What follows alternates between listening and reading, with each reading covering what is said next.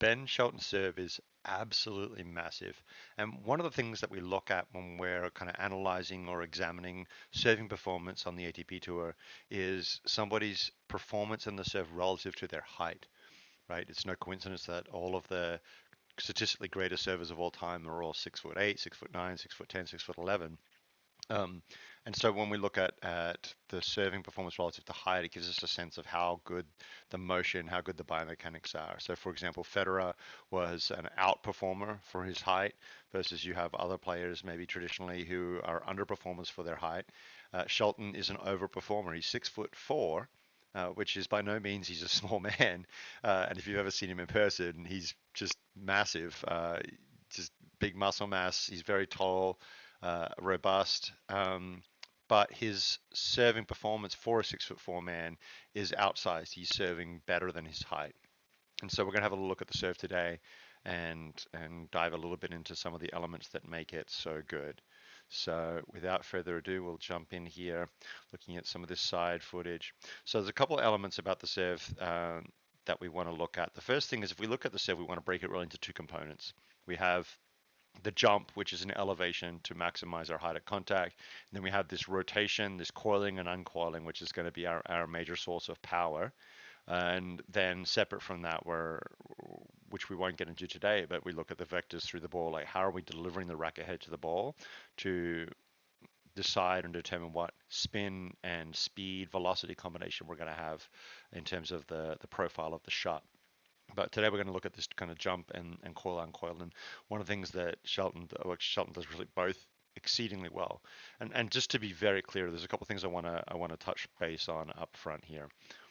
One, Shelton is a professional athlete, and he is pursuing and achieving a degree of coil in this serve that is probably not physically sustainable for most non-professional athletes. Uh, he is a very strong individual. He's a very explosive and athletic individual. And the amount of coil that he achieves here might not be something that the average tennis player can even try to do and do successfully without hurting themselves or completely losing control of their motion.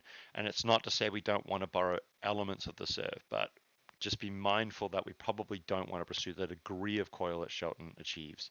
But his serve is clearly geared towards maximizing this coil, uncoil, and really using his athleticism for this jump. So, we have kind of a pretty traditional weight shift here at the beginning of the serve.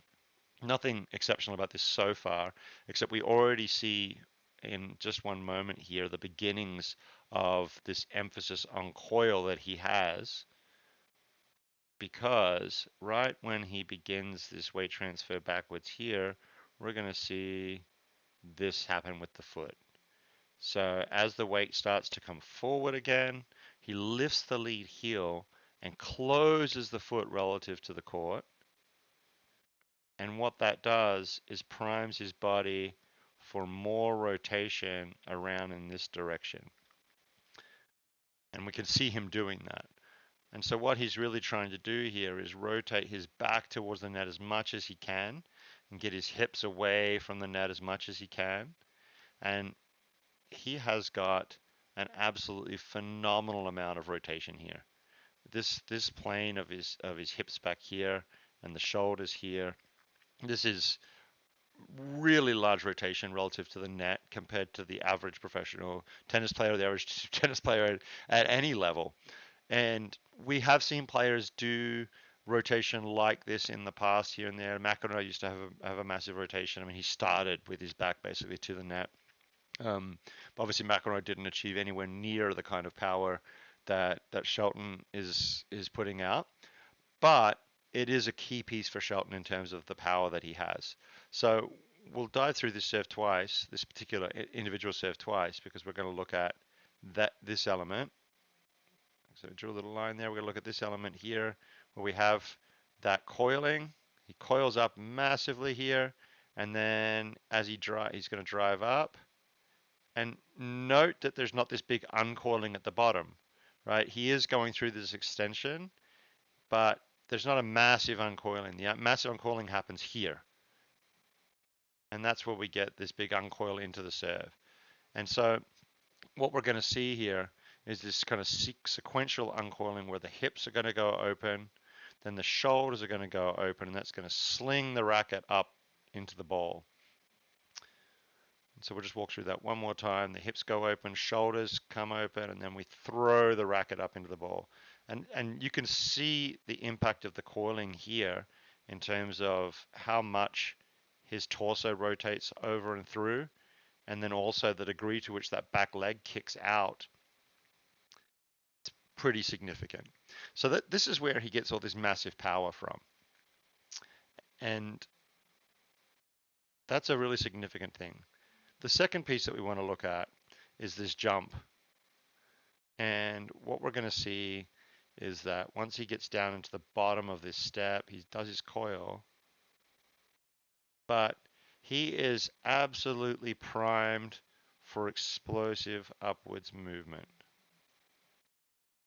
We look at all of these bends, right?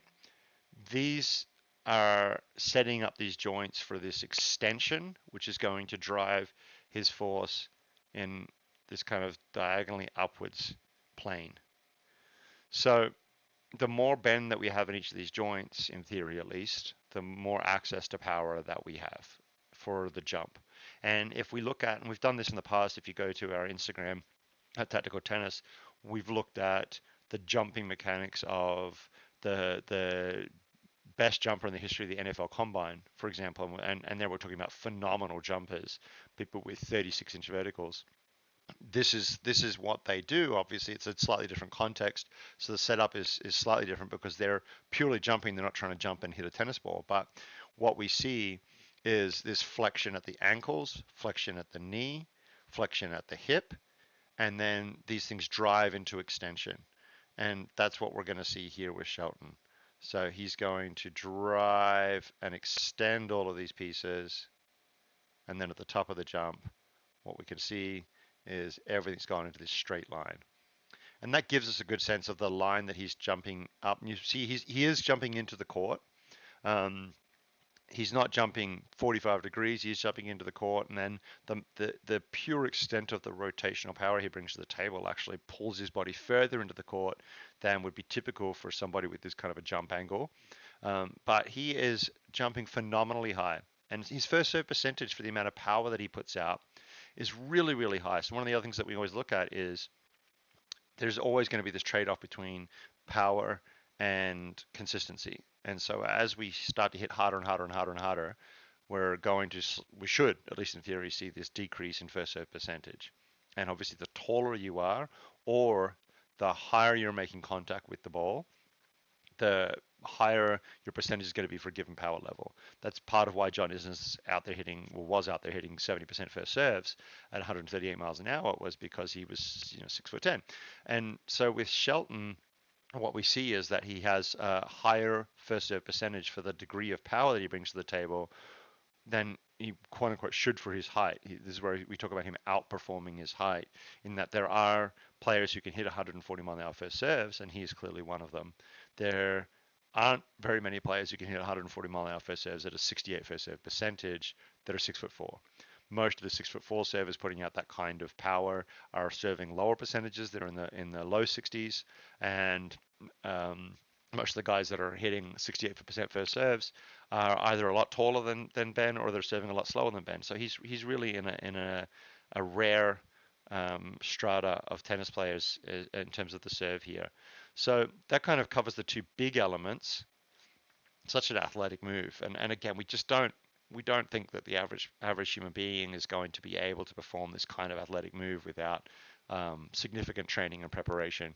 And so again, we've got these two big elements. We've got this jump and we've got this rotational power, and Shelton does an exceptional job of both. The rotation happens as a result of the coiling and uncoiling.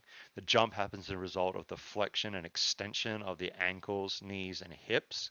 And a lot of players and coaches conflate the two and get them a little bit confused and look at the jump as being a source of power, and maybe, or they look at the two as being this combined element. And it isn't that we don't get any rotational element from the extension, especially when we're coiled up as much as Shelton is. But he's coiled so far that he has still plenty of rotation to finish the serve once he kind of completes the jumping motion and gets the extension of those hips, ankles, and knees. So these are elements that we want to develop in the serve and cultivate. And so the first thing that I would encourage most players to do is to strive to improve their jump, right? Which again is we look at the, actually I'll do this with the little pencil thing. We look at the flexion of the hips. That's one piece. Then we look at the flexion of the knees. That's another piece. And then finally the flexion of the ankles. And given where you are in your own life journey, you probably don't have the degree of flexibility and athleticism that Shelton does, not to keep kind of beating you over the head with that, but you might not have ankle flexion that allows you to get in this position necessarily. You might not have hip or back mobility that allows you to get in this position necessarily. But we want to try to encourage flexion in these joints to maximize our jump and really focus on elevating when we serve. And then the second piece is this coiling. And again, this is something that we would say introduce slowly with caution to get kind of more rotation into the movement. But this is where I think players can get into trouble if they step out in the court tomorrow and suddenly try to have this massive increase in coil and uncoil. If you haven't been serving like that, your body's tissues and the musculature just probably isn't conditioned and ready to take on those kinds of forces. And one of the problems is even if you had perhaps the mobility and conditioning in your hips and knees and back to handle that, your arm might not have the conditioning or be used to the extra racket head speed that will come about as a result. And so even though you might be able to coil that much with your back and hips, et cetera, you get this extra, 10, 15, 20% power out of that extra coiling.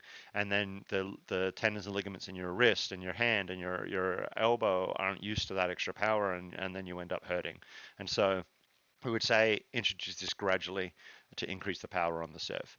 Hopefully that's helpful. If you have any questions, just drop us a comment, give us a follow if you want more content like this. And if you're interested in some virtual coaching, shoot us a message or an email to glenn@tacticaltennis.com. Have a good day.